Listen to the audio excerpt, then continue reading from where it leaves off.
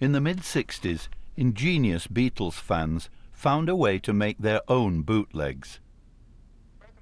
Their secret weapons were street-side recording booths where homesick soldiers could make sound letters for their mums. After hours, fans would turn up with tapes of Beatles songs illicitly recorded from Radio Luxembourg. And you could do the recording of Beatles songs. At the beginning, they did it on the used X-rays, which they collected from trash in the medical institutes or in clinics or hospitals. And so there was the machine with the needle, which was scratching grooves on these X-rays. A black market mushroomed, fed by records on ribs. So kids could listen to I Feel Fine on Uncle Sergei's lungs. I used to buy ribs when I was a kid. There was a guy keeping it in a sleeve, flexible, flexi discs. So they had, because it was prohibited, in his sleeve, flexis, 3 rubles. Okay, you want a shakes, you want a rock and rolls. Shake was dance, you know, shake. You want some rock and rolls? You want some shakes?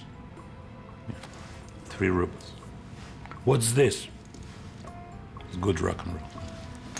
This was very dangerous for people who sold it. It was prohibited.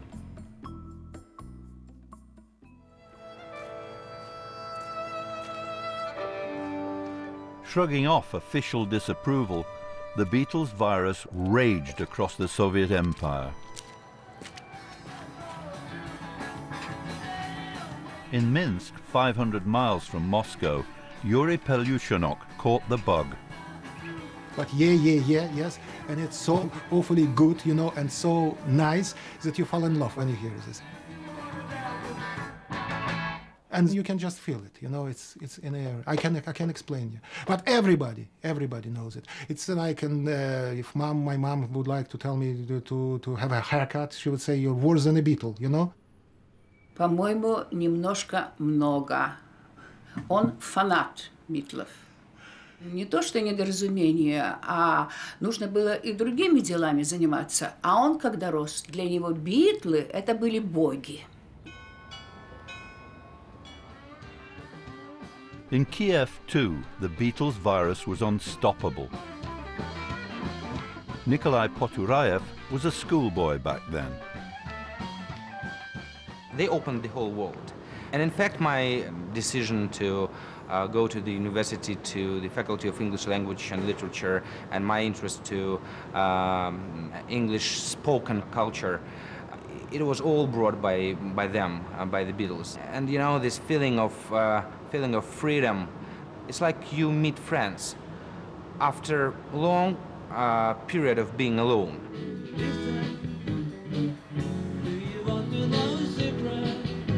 In St. Petersburg, Sergei Ivanov caught the Beatles virus.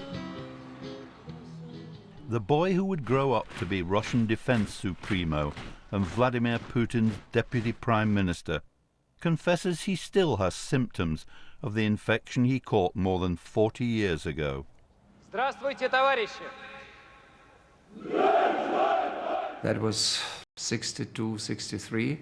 I was a kid, around 10 or 11 years age, average Soviet kid. And I tuned to the radio station and heard music. I suspect it was Love Me Do. Still remember that.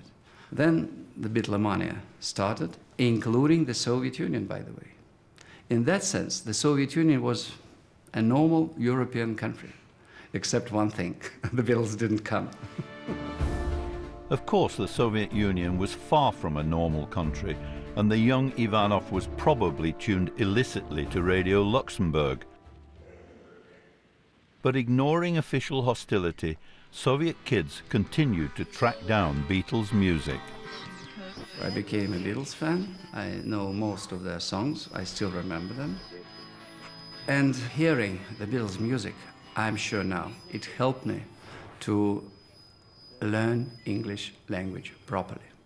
I woke up and I made my bed, dragged a comb across my head. That was the first time I learned what the word comb means in Russian. By the way, I still remember that. Мы пионеры, юные ленинцы. По-ленински жить и трудиться – наша большая мечта.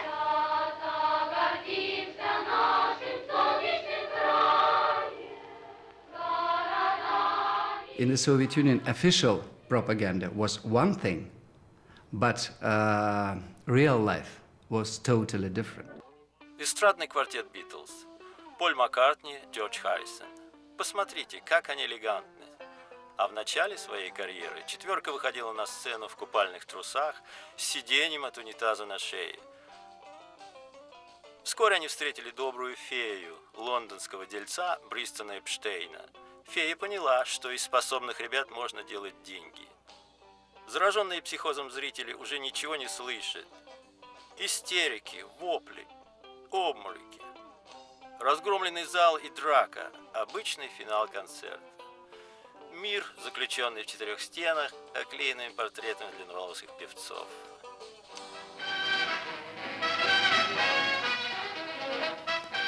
Танцуйте, ребята, танцуйте. Это хороший, веселый танец. Танцуйте и не смотрите по сторонам. Вам до этого нет никакого дела. Валяйте, ребята, валяйте погромче, погорячее. Вам ни до кого нет дела. Fans in search of Beatles music faced serious threats from the Soviet state. Going to the black markets, it was real danger, because if you were caught, and you could be caught every time you are there, because they organized and special militia operations, trying to catch people, those who sold and those who bought. And if you were caught with the discs, it automatically meant that you were thrown out from the university. And that is why tape recorders played so important role. You went to the black market together with your friends and you decided, okay, I will buy this disc, you will buy this, you will buy this, then we exchange and we will record it from player to the tape recorder. This is how it worked. And Soviets can do nothing, and it was great. These tapes, they played very important role in our history. This is something that hanged the Communist Party of Soviet Union.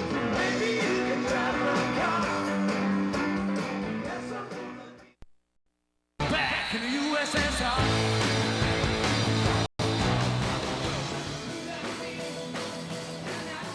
Near the center of Kiev, I came upon unexpected evidence of the Beatles' legacy.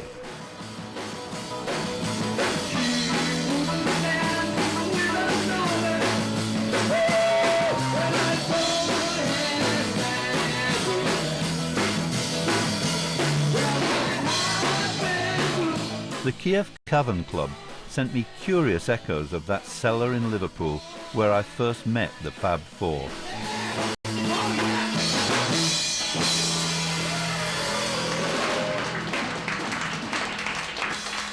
I started this place because I love the Beatles, and I did it mostly for fun.